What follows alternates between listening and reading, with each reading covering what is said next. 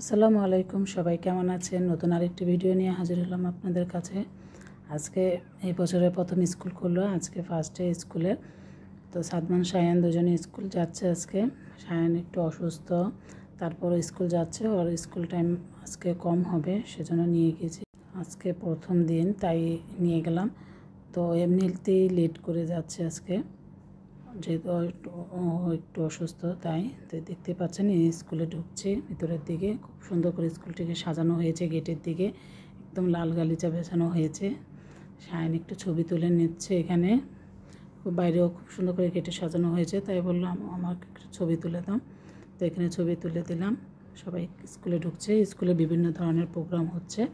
যেহেতু আজকে first day স্কুলে, তাই অনেক ধরনের প্রোগ্রামের আয়োজন করেছে। দেখতে পাচ্ছেন সবাই এইভাবে দাঁড়িয়েছে, সব ক্লাসের বাচ্চারা এখানে দাঁড়িয়ে আছে বাইরে। তো এখানে যাদের হেড মাস্টার তাদের বিভিন্ন লেকচার দিচ্ছিল। তাই হচ্ছে সায়নের ক্লাস, সায়ন ক্লাসে ঢুকে গেল।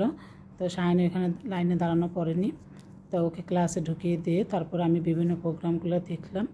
এ হচ্ছে ওর ক্লাসরুমটা। তো বিভিন্ন প্রোগ্রাম দেখার সময় ভিডিও করে নিলাম সাথে।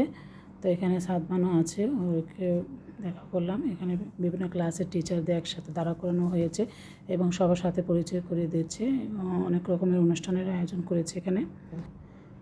আমার ভিডিওটি যদি আপনাদের ভালো লাগে, অবশ্যই আমার চ্যানেলটিকে সাবস্ক্রাইব করবেন এবং পাশে থাকা বেল আইকনটি অন করে রাখবেন, নতুন ভিডিও আসলে আপনাদের কাছে পৌঁছে যাবে। এবং যারা আমার চ্যানেলটিকে সাবস্ক্রাইব করে পাশে আছেন তাদেরকে অসংখ্য ধন্যবাদ। এবং যারা ফেসবুক পেজ থেকে দেখছেন অবশ্যই ফলো করবেন, লাইক দিবেন এবং কমেন্ট করে জানাবেন অবশ্যই আমার ভিডিওটি আপনাদের কেমন লাগলো। এবং এখানে আমাদের স্কুল প্রোগ্রামগুলো বাচ্চাদের, এটা বিদেশে, তো এখানকার স্কুল প্রোগ্রামগুলো আপনাদের কেমন লাগলো অবশ্যই কমেন্ট করে আপনাদের জানাবেন। তো এই হচ্ছে আমি এখানে সায়নের ক্লাসের বারান্দায় দাঁড়িয়ে দাঁড়িয়ে ভিডিও করছিলাম, অল্প করে একটু ভিডিও করে নিলাম।